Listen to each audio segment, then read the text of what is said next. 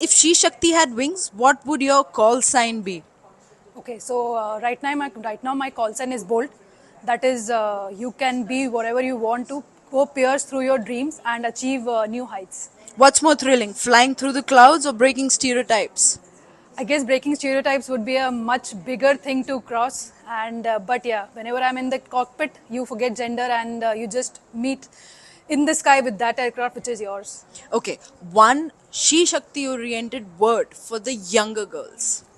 Okay, the one Sri Shakti word for the younger generation would be one.